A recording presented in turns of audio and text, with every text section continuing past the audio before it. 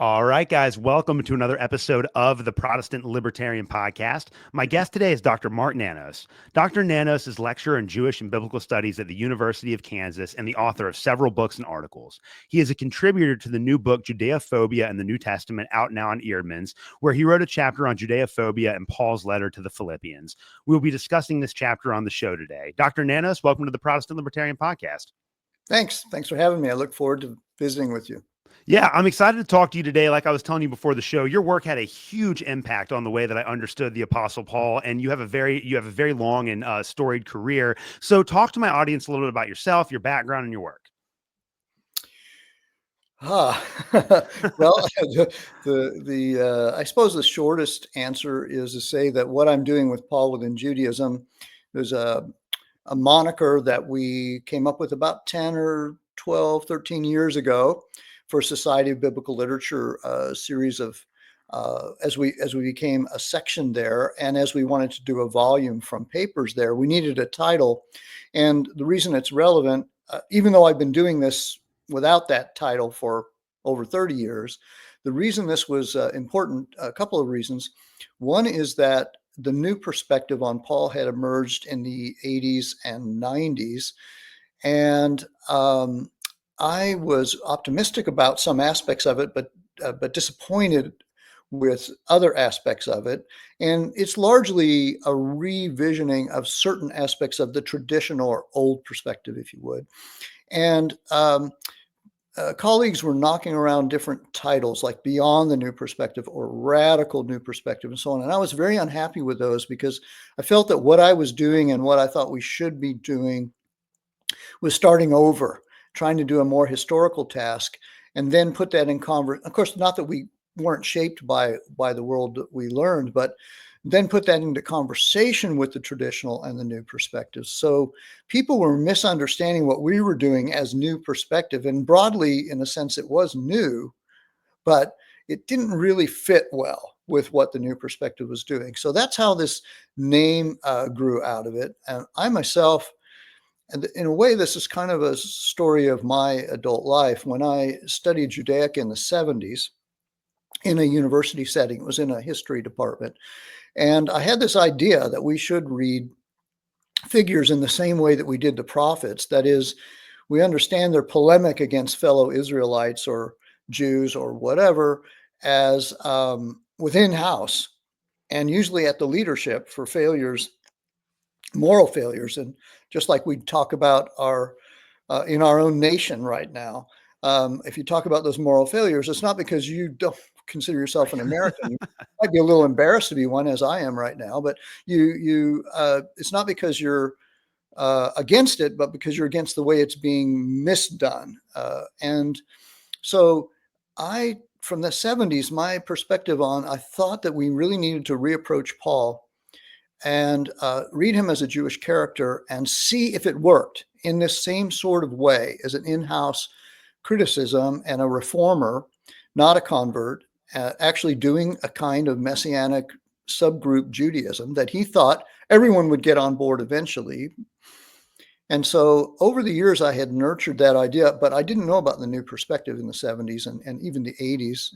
As a businessman, I had very little time to read other books about Paul or something. I just worked on these texts a little bit in the Greek, and I felt that the payoff would not only be a challenge to the historical veracity of the way Paul had been understood and the growth of his movement and the early Christian movement before it was Christianity, but I felt that the payoff, humanitarian payoff, would be enormous for in the direction that I thought that this history probably would go. That is to say, Paul's voice has been used for so much mean-spiritedness and harm towards Jews and Judaism, minorities, women, and slaves, and so on and so forth, and that it was possible to reread him in a different way rather than just dismiss him, which ought to be done. I think if he is that character, it ought to be judged as inappropriate by his own standards of loving your neighbor and seeking peace and so on. But I actually thought it was possible for people who care about Paul's voice to find a Paul who challenged the construction of Paul with which they were familiar. And that's a difficult task. It involves translation, it involves ideology, it involves relearning every kind of aspects of Paul that's in the culture, and not just even Christian culture. It's world culture. It's Western culture, and so that's why I thought within Judaism, Paul within Judaism, and now it's a movement within Judaism, as you know, New Testament within Judaism. They're exploring other texts, because when you just make this simple move, and just it's a hypothetical move, it's just what you do in science. Just if you propose, what if he did practice a Jewish way of life, and his people that he wrote to, these letters were trying to decode, knew that about him, and knew that he was enculturating them into a Jewish way of life, although maintaining they must be non-Jews. How would they decode his language? That hasn't been tried. Let's try it. And the more I try it now for over 30 years of full-time work on it, I think that it's right. Do I think it's perfect? No. Do I think it will be, others will come along and do a better job and move it farther? Sure. Will they change the meaning, the name from Within Judaism, because that has all of its own problems? Sure.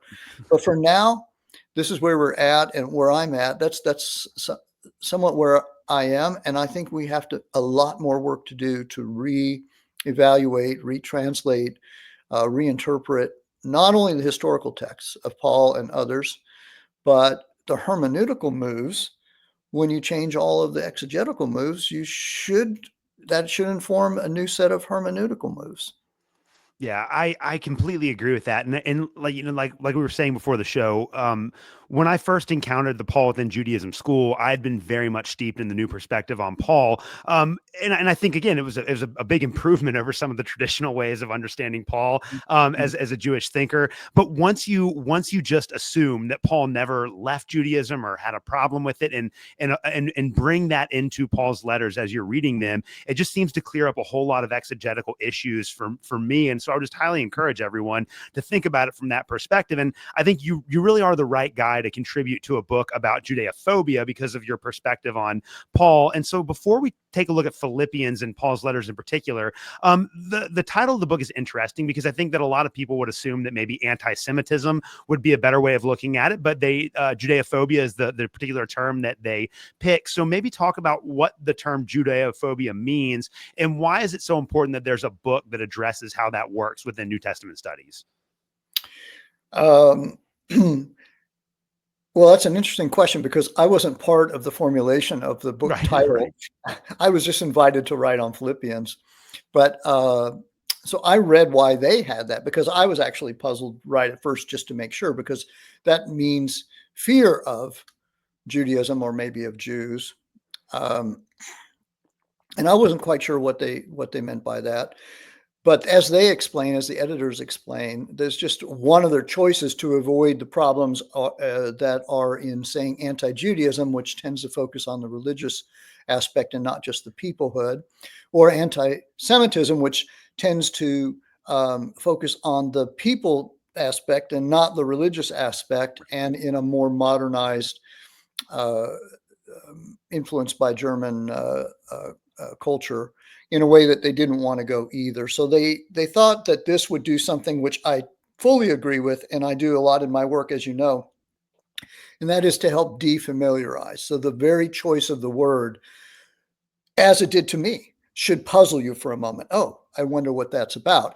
And it opens your brain maybe to accepting something, rather than knowing. And this is one of the things in literary theory they study before reading, is actually a thing.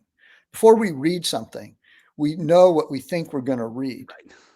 And as you know, when you go back and read a book years later, you read it differently than the first time around, because of your own context, what you were looking for, what you expected out of the book.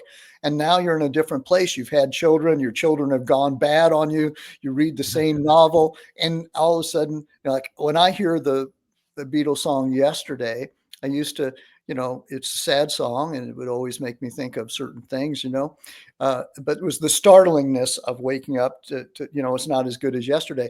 But there's also a line in there that it looks like it's there to stay. That never resonated with me before, because you have a bad day and you expect the next day to be good. but there's been changes in my life where they're not going to be good again, some things. Yeah. And that's, I never heard the song for that.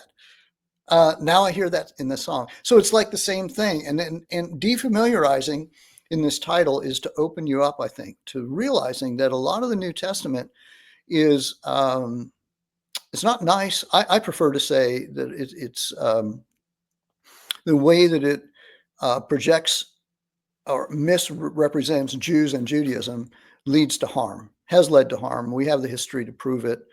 And even if there were no Jews or anyone practicing Judaism today, would you really want to misrepresent what you speak about or to speak about it in harmful terms, especially when those are terms that for Christians are deeply embedded in their sense of self-worth, of being the opposite of that or better than that or after that and completing that instead of that and so on.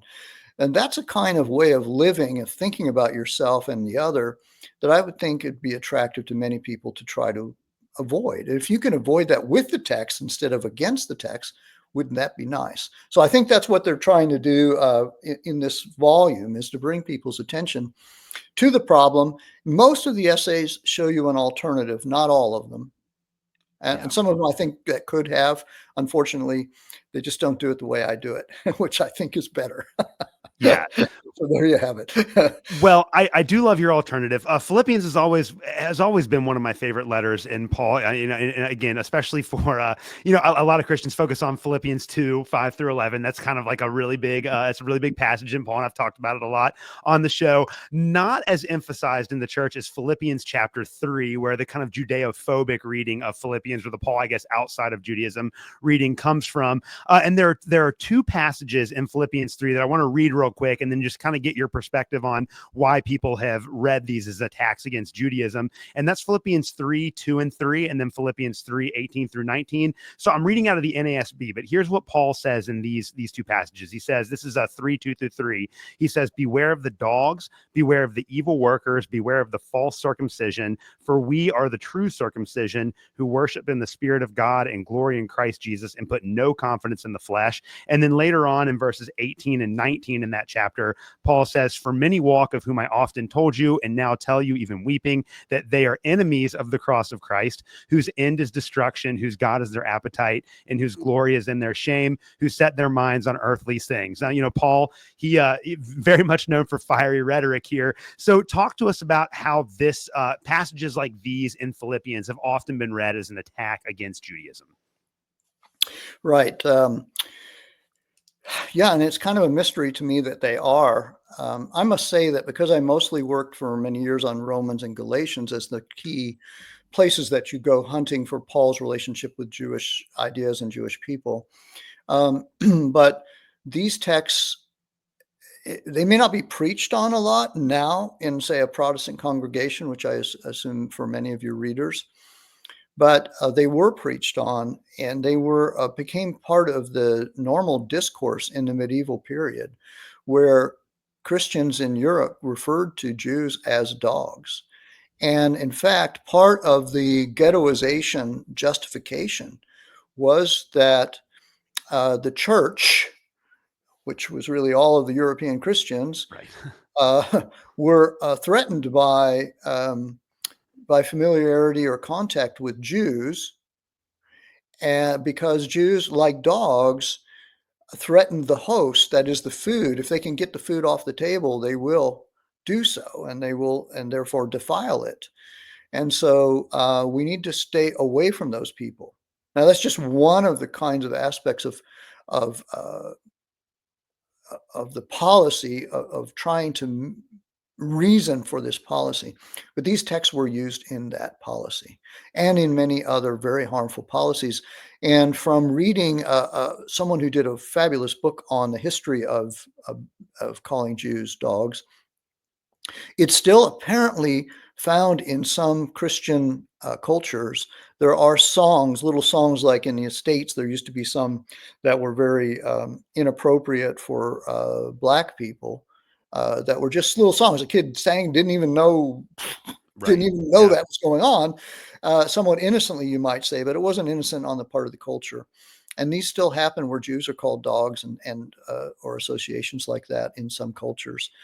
And so it's a real thing. Where I encountered it, and I was actually kind of brokenhearted about it. I was really surprised that when I started to look at this passage and read the commentaries, they embraced this chance to say nasty things about Jews and Judaism as dogs and mutilators, and their religion is crap, or usually if they said something else like dung or whatever it was, but it's a word you would use in crass language today for shit. That's what this word is.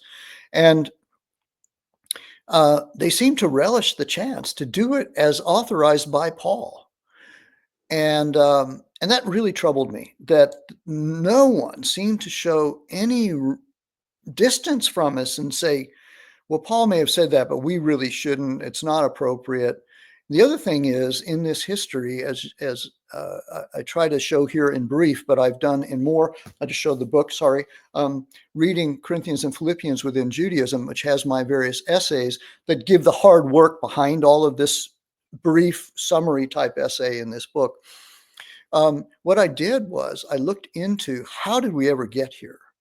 Because Paul doesn't say he's talking about Jews. Yeah. And how was this ever derived? Well, as far back as I could go, Chrysostom in the 4th century married this language with the language in Matthew and Mark about the Syrophoenician woman, calling herself, even the dogs eat the crumbs that fall from the table.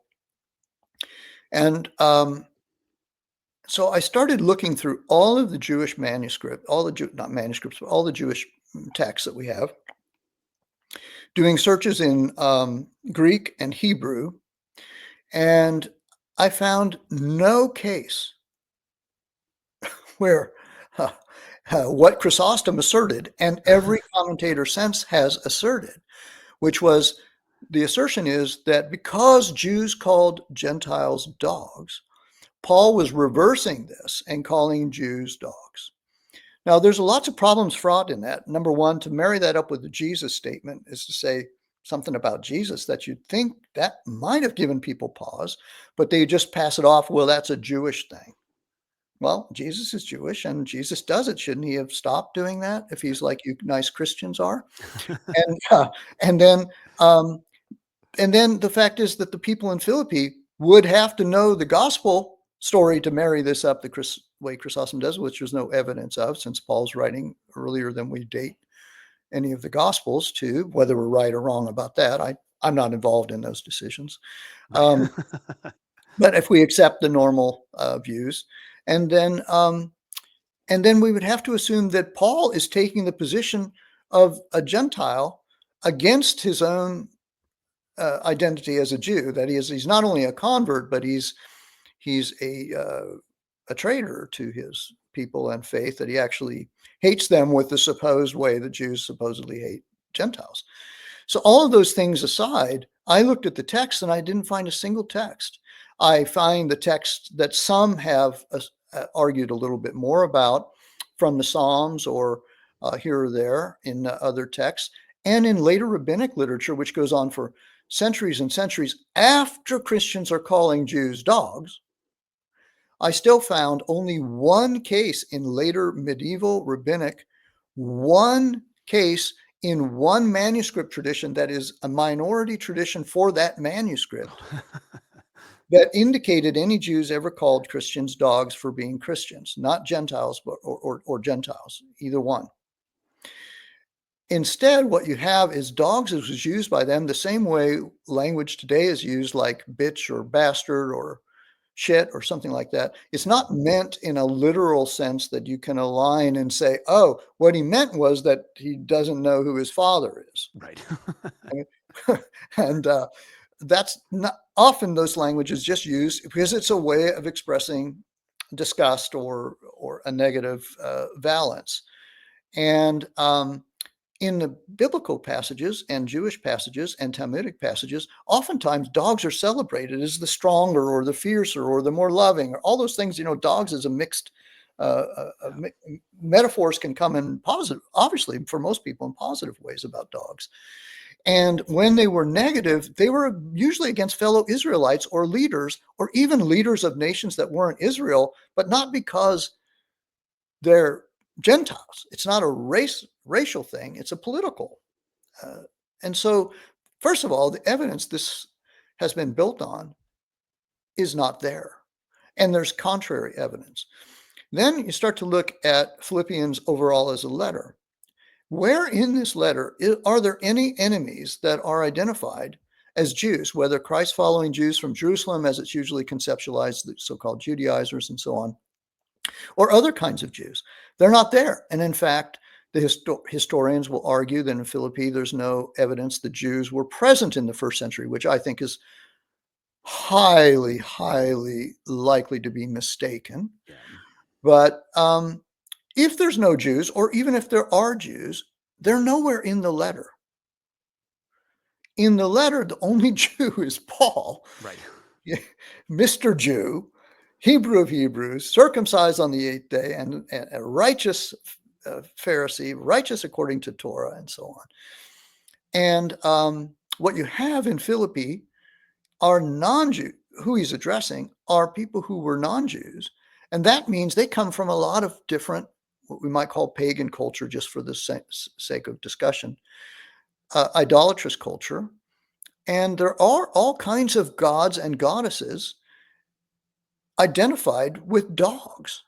And in fact, the engravings in the hills above Philippi, which I was able to go see about 20 years ago, you see engravings of someone like Diana or Sylvanus, who are pictured very simply. You have the outline of the god or goddess, you have a bow and an arrow, and you have a dog at their feet. And that's a graphic image. And the word that's translated often, like I think in yours case, which version was that? The NASB. NASB. Okay. Mm-hmm. The word that's there was ones who circumcise or something like that. The circumcision or the mutilators is actually mutilation, and it's actually the word that you would use for engraving currency, for stamping currency, or in this case for carving into rocks. That's the word you would use for that. And then evil workers is a word that a Jew would use for these kinds of pagan idol groups that often do have a sort of violent, they're pictured with their arrows and their dogs. And there are others. Hecate is a famous one at the crossroads with associated with dogs, with the hounds. There are many others. And then the other direction is in Philippi, there would have been almost certainly cynics hanging around in the town center and around. And cynics are famously associated. Their name, we say cynic, from the Latinized form of kynikos, the Greek, which is the word for dogs. And that's what they called themselves. They actually were proud to be called dogs, right. Because that was the way they, that was their discourse for showing they were against the conventional person. Humans are hardly anyone would argue with, humans are the cruelest animal that there is towards our own kind, the destruction of most other animals. I mean, yes, some birds eat other kinds of birds and this and that. There are plenty of cruelty out there, but we are famous for it. And when we dress up in our nice clothes and we go to our nice places and we act nice, and the cynics were trying to get at that. We're like dogs. We're just natural. And we don't try to cover up and betray what we really are. And it was gross what they really were. And they tried to demonstrate it. It was very gross behavior in the public square. But they were countercultural, right? And it could be understood that this early little Jewish subgroup of the people who believed in a Jesus who had been crucified by Romans as a threatened terrorist, that's pretty countercultural. Yeah. And it could be it's just one of those things to explore as a hypothesis. Could it be that people in Philippi, a few non-Jews, we're talking 5 or 10 or 15 or 20, I don't know, who joined in a little Jewish subgroup, are searching for their new identity. And it seems to be they're the counterculturalists to the other Jews that are there and to everybody else in their town. If they stop some of the cult that's expected of them, or the gods will be angry and the leaders will be angry and bad things will happen to Philippi. So is it possible that Paul is his language here is so crass and cynic-like?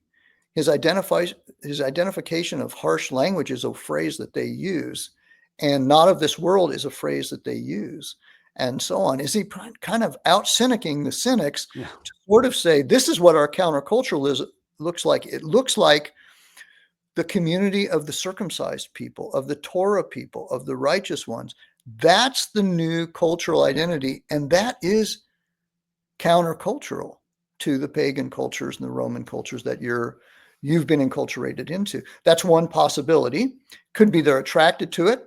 Could be they're repelled by it. Those people could be denouncing them and saying, you're not even Jews, you're whatever, and making them very, not just insecure, actually threatening their whole livelihood and their families. That's one direction. The other, as I say, could be pagan options that are there, because as non-Jews, and this is something I don't think most people really realize, and let me just segue for a second to an analogy that's imperfect, but that might help a modern American Christian think about this. Jews at the time, prior to the revolts, so when Paul is writing, Jews at the time were generally characterized in a positive fashion by Greeks and Romans and so on, like Americans might characterize the Amish or some Mennonites. They're weird, but they're really good people. They would not be hypocrites. I could leave my children with them and go to the movies, so to speak. They are good people. And however, one of the weird things about them is they don't go serve alongside our sons in the army, in Vietnam, in the case of a person my age. And when you get special treatment from the government, that brings with it problems.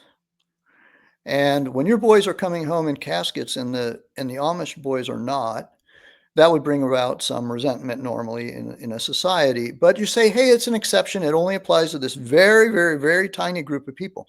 Well, the Jewish people in the Roman Empire had this kind of exclusion from the normal imperial cult and local cult activities. They're Jews. They're weird. They have this thing.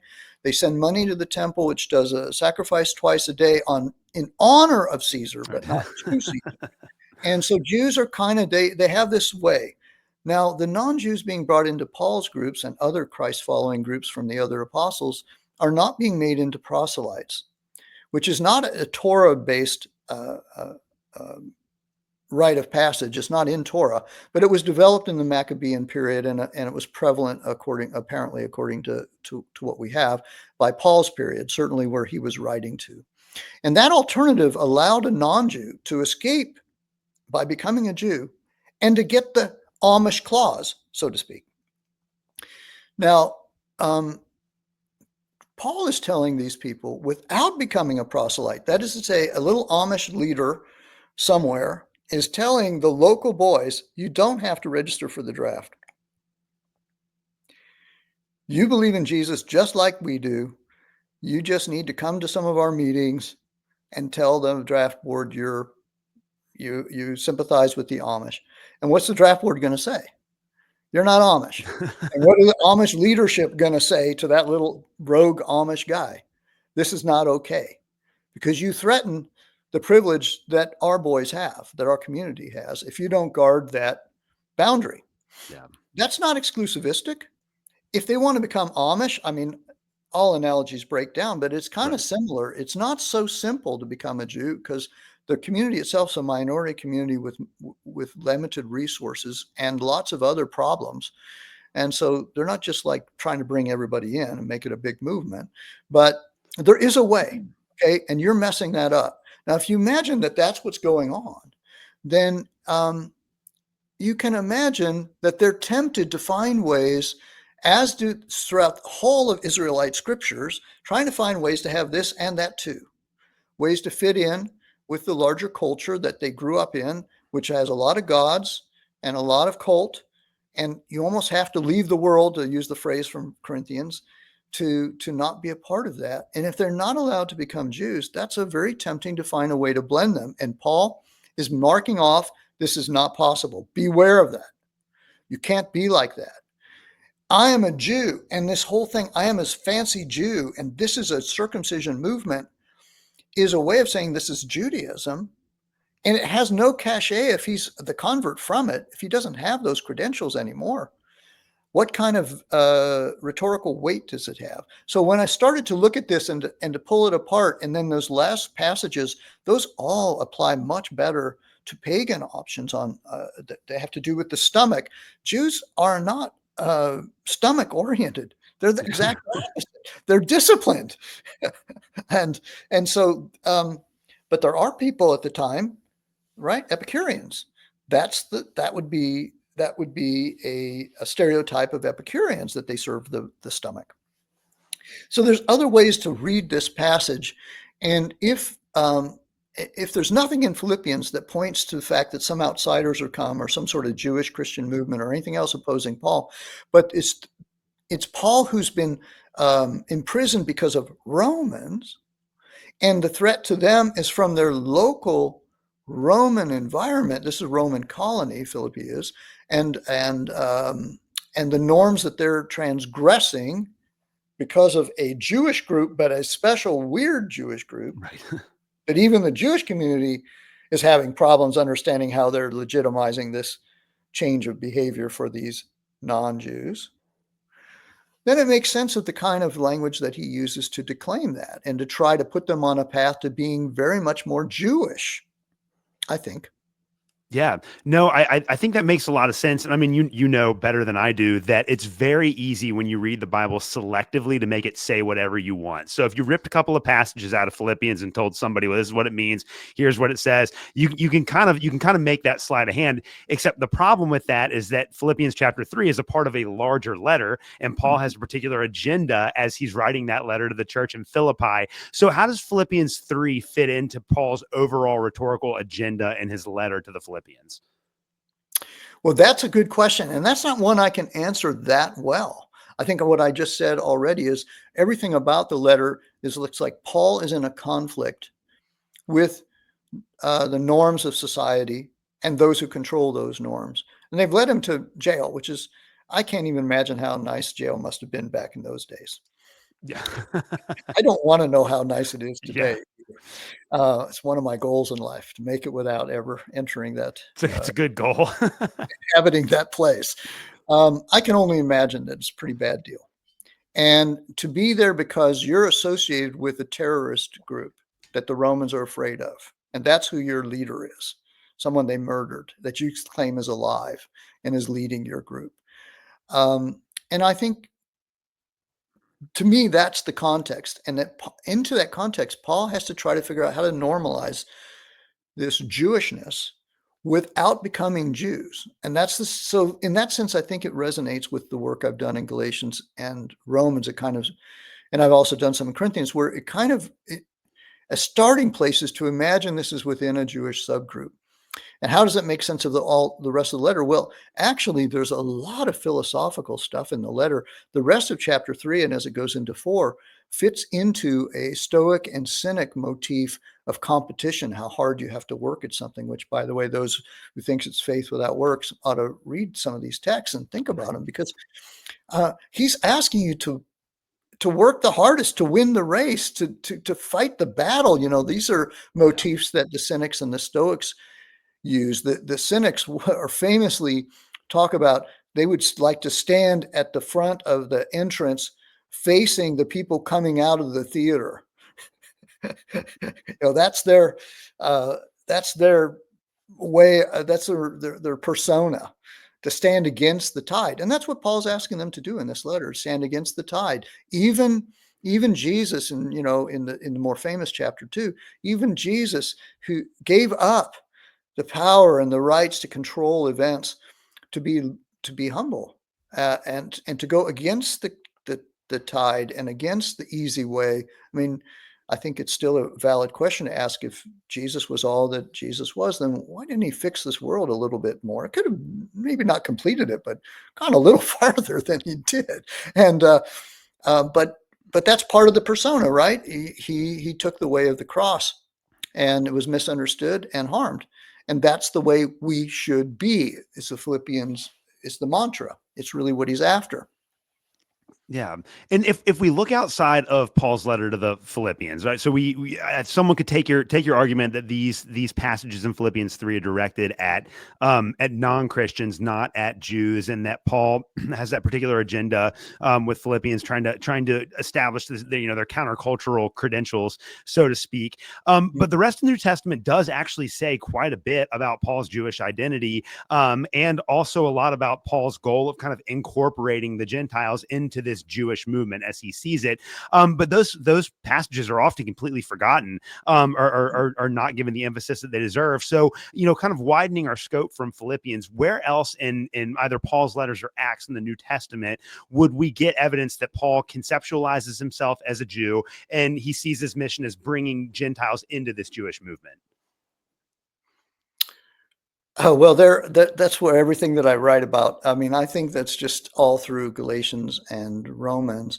But as I said at the beginning, this is, it's just, in a way, it's such a simple and simplistic hypothesis. Just imagine that these positive passages, and of course, it takes some retranslation, because a lot of places people think he's against the Jewish calendar as stoicheia in Galatians, and he's against, in Antioch, he's against eating Jewishly, the Torah-based dietary habits, and he's against Sabbath observance. So these are norms that people have, whether they know where they come from, but they think sometimes these passages are saying that. And I've demonstrated some have actually convinced some scholars that they're not about the food. The food is presumed to be Jewish food. The problem is the way the non-Jews are being incorporated at the table or served the same kind of food without having gained the rank of proselytes. And that messes up things when you start to change the rules that impose on other people as well.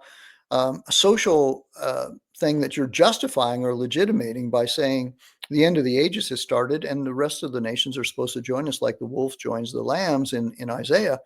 And they're going to say, well, if we invite wolves in right now, they're going to eat us, and you're crazy. This is dangerous. It's not good. Now, if they can convert into lambs by becoming proselytes, so to speak, then that shows they're sincere. And of course, some would still doubt that, that's a personality thing, but at least then they've shown they mean business and they understand that they're going to go by the norms that apply instead of being deviants right from the start. And they're deviants because of this guy that traveled through town. So I think if you just start there and they know Paul that way, and you think, okay, now let's read Romans and see whether the language goes there. Now let's read Galatians 1, where he explains his change of view, that he doesn't seek to please people. He identifies with the traditions of my fathers still. That's an interesting betrayal. Why not the traditions of the fathers if it no longer applies to himself? That is a typical language of a Pharisee. We find it, that kind of language used in Josephus's reports about Pharisees. And if he's identifying himself as foremost among his peers, in a zeal, and then in chapter 5 he identifies himself as formally proclaiming circumcision, that is proselyte transformation, then what if he's part of a Pharisaic group that was encouraging non-Jews that were interested, whether by going out and finding them or just responding to them, in proselyte transformation, and he was at the forefront of this in some little tiny maybe somewhat controversial Pharisaic group. People tend to think the Pharisees are all the same, but they're not anymore the same. And the other group is the same. Right. And he says, I'm more zealous than my peers for this. It could be that his transformation was when God when he says Christ is revealed in him, that is to say, he's supposed to bring to the nations the message about the Messiah, and that the end of the nations has arrived, and you no longer become part of Israel. You represent the rest of the nations turning to God, as is expected when that day comes. So then he goes from being really a guy who was promoting proselyte transformation to a guy who's totally against it on principle because it undermines the claim of the gospel. Now, there's a passage in chapter 1 of Galatians that almost everybody knows. Paul left Judaism to become something doing Christian. But what I've just explained is, no, he's now doing Judaism as one who believes the end of the ages has arrived. And so some things have changed. And those are things, in this case of proselyte transformation, he can actually say in chapter 3 of Galatians, he's the one appealing to Torah. Right. Because proselyte transformation is not in Torah. And those who do it, as he had previously, have added to Torah in a way that Torah itself curses. So he's not arguing against Torah or that it is obsolete. He's arguing for Torah as active, and therefore what they're telling you Torah teaches you is actually harming you and harming them and harming the Jewish community. This is the way he argues. If you allow yourself to get inside and see that way, see if it works, and as I think you said to me earlier, what you find is the same thing I find when I actually go in and work on these translations and look at the hypothesis and examine the possibilities. I'm shocked often by the traditional reading that I had thought and assumed, because that's the translation and that's what everybody's been saying for a couple thousand years. It's highly unlikely all of a sudden. You realize these words, I mean, sozo. Everyone, you don't have to be a Bible scholar to know sozo is associated with what's translated salvation. But if you go to the lexicons and you go to how sozo was used in Paul's time, you wouldn't use the word salvation for it. Could you? Well, yeah, you could. Could you say the doctor saved me? Yeah, but what do you mean? Do you mean that you died on the table and he brought you back to life? Because you probably wouldn't say saved me. Right. You'd say he resuscitated me. If you say he saved me, you mean he got you on the table and he fixed you. He protected you from dying. That's the way sozo was used. So when we get to sozo in our text, and it's always got salvation, and you have the whole history of Catholic, Protestant, evangelical interpretation that everybody has to be saved. And that means you were out and now you have to get in. And Paul is using it to be protected. That means to stay in the case of Jews. That changes everything. But it's just a simple word, and you read it in a context and see if it makes sense.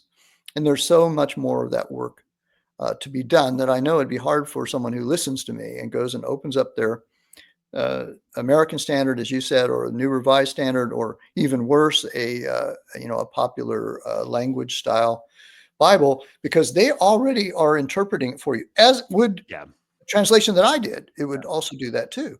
They're already in translations are interpretations, and you would say, well, yeah, but my minister learned Greek. Well, how did he learn Greek? He learned Greek glosses based on this interpretive history. And they can sit in class and do what's supposedly a Greek, exegesis class, but it comes out sounding just like the King James Version. Yeah. Why is that? Because that's what they learned. So actually do this work, you have to actually get in there and dig around at everything and ask a whole different set of questions of these texts and of the word choices. And what I find amazing, even though our Greek lexicons have been biased by the Latin lexicons, they actually come after them because Latin was the study of the Bible for 1,000 years. Yeah. Even given that, most of the time, many times the glosses we use that are highly theological glosses, the ones that people learn even in the pews, are not the glosses you would find were normal common language of the Greeks in the first century. That's amazing. That should tell a lot. Yeah, no, I think that's very powerful, and I just have one more exegetical question about Philippians before we kind of tie this all together here. And this is going back to, you've already made the point that Paul's rhetoric in Philippians 3 is directed towards Gentiles, and that he's kind of appropriating a lot of especially Cynic categories to describe the situation that he's discussing in Philippians 3. But then you also have three other passages from the Bible that you allude to, that you use as a basis for your argument that Paul's rhetoric is not directed at Jewish people. So that's 1 Thessalonians 2, Acts 16, and 1 Kings 18 through 22. So if you just maybe wanted to briefly kind of comment on those, why are those significant for how we understand what Paul is doing in Philippians 3? Yeah, so the Acts and the Thessalonians are just because the reports that are in Acts demonstrate that what the writer of Acts, whoever that was and whenever that was and however accurate it might be, he thought it was comprehensible for himself and his audiences to project Paul's conflicts are with the non-Jewish society that's reacting to a certain kind of Judaism that is in some ways deviant enough that other Jews are concerned that they would suffer for the implications that come from their larger political context. And so that's just part of qualifying this language. And then the language actually that he uses does arise somewhat in his description of the Philippian woman with the spirit, the pithos, which is kind of related to the kind of language he's using for evil workers and so on. And it hasn't been explored, and it ought to be explored. That's all I'm really trying to say is I think I'm arguing for a Jewish pagan conflict, and one that's affecting other Jews. So it's intra-Jewish in that sense, probably, although it's not articulated very clearly in Philippians, but probably there's other Jews who are upset about this. And then the other context, the Kings, is just more like, Paul is shaped by Scripture, and probably some of your readers are, especially on the more conservative end of Christianity. You can live within the ideology of the Bible. You read it all the time. You think of it, and you live kind of like, for me, citing a Beatles song from the 69 or 70. Has all kinds of resonances. For many Bible type oriented people, those are there, just little words or little scenes or whatever. And here's a case where King's story of Jezebel and the dogs, it uses some of this exact language Paul uses. And I think of him as the kind of guy that, he's preaching from Scripture, and Scripture at the time is the Hebrews text, mostly the Torah text, but the Pentateuch married up, to the degree that it was a liturgical system, which is argued about how far along it was yet. But to the degree that there's a liturgical system, something, they're usually associated with the Psalms or sometimes something from Kings or something like that. And if he lives in that world, and that's maybe the text that he was preaching on that day or that week, or maybe it's just one he's familiar enough with, that he draws out these inner textual echoes to an audience that we don't know their competency in Philippi, but they're being enculturated into this Jewish kind of worldview. And here, just a small comment to the side is, if these are non-Jews, as we think they are in almost all of his groups, that I don't know what the proportion of Jews might be more Jews than non-Jews, but the one he's addressing, the target audience, are the non-Jews who are unsure about who they are and how they should go forward. Why doesn't he ever appeal to Homer or the Aeneid or the poets? In Acts, there's one mention like that. Why doesn't he do that? Because that would be the cultural context you'd expect him to be able to draw them into from premises pretty quickly and easily, like he's presented in Acts doing in the Agora. But he doesn't do that. He's so involved in enculturating them into Judaism, and his expectations they're being enculturated even after he leaves, which leads me to believe they're mostly Jews of a subgroup that's inside of larger Jewish communities. where the readings of scripture are taking place, right? Because 90% or more people can't read, and they don't have Bibles sitting around in their libraries. And so how does he think they're getting enculturated that way? To the degree that he does think that, if he does think that, it's even argues stronger for a Jewish context for his audiences, even if they're non-Jews. Yeah, no, that all makes perfect sense. And I have one final question for you just to tie this all together today. And I think this is the really important one. I mean, you and I both very much are in agreement that people that are reading the Bible need to just assume that the figures that are in there are Jewish. Like, we need to just assume that Paul is Jewish. We need to just assume that Jesus is Jewish. And that has to shape our interpretation of the text. It's kind of like a non-negotiable starting point.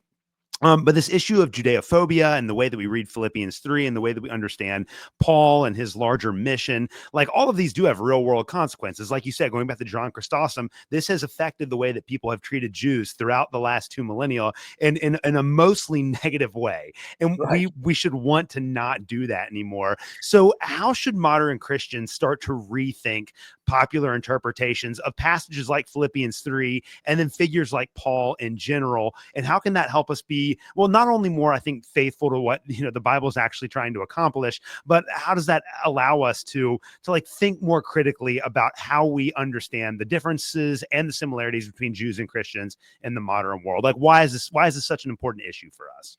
Right. Yeah, it is. It really is an important issue. It's also important as a part of that conversation to realize I'm not really trying to say, and I doubt many others in this book would be trying to say, that Christianity now should be within Judaism or read that way, in as if you could just take these texts directly to yourself. But I think what we see, not all the contributors, but most of us, what we see is that if you really pay attention to the very strong seam, the cross-cultural seam between what was happening when this was a Jewish movement, and so you have polemic that happens in-house, and in order to persuade those in your subgroup a certain way and not another way, kind of like listening to parents with ironic rebuke of their children, uh, when the windows are closed, and they can say whatever they need to about these other children who are no goods and their parents who are no goods, is different than shouting it out on the street corner, saying it to the parents' friends, to the friends of the kids and their parents. That's a different kind of polemic. And so getting the cross-cultural aspect of this polemic down and giving the room for it to be within Judaism, among Jewish peers who can understand it.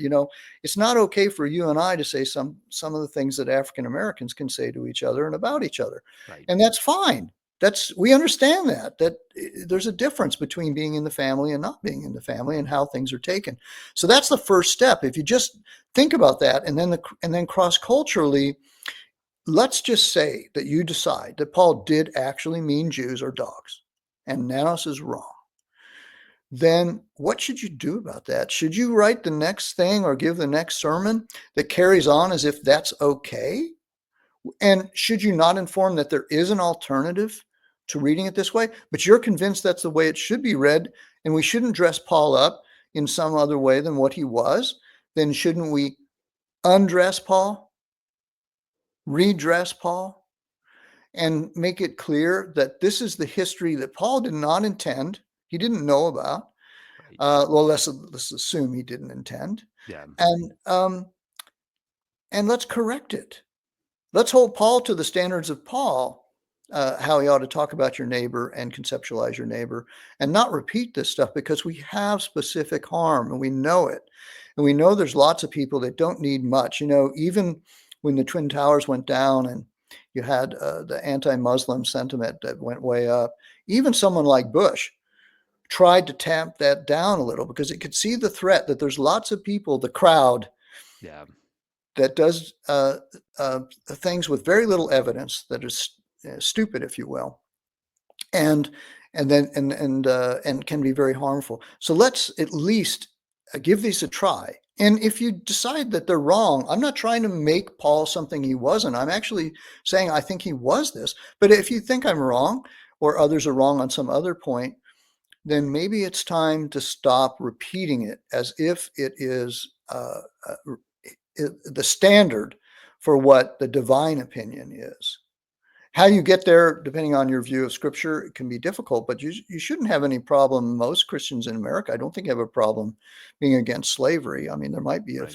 a few out there of bad Right. will, but I think people of goodwill find a way around that. And this is the same thing. If you can identify it as anti-Jewish or anti-Judaism, or in some way creating harm towards your neighbor, and if you can see that, wow, it happens to substantiate my own sense of self.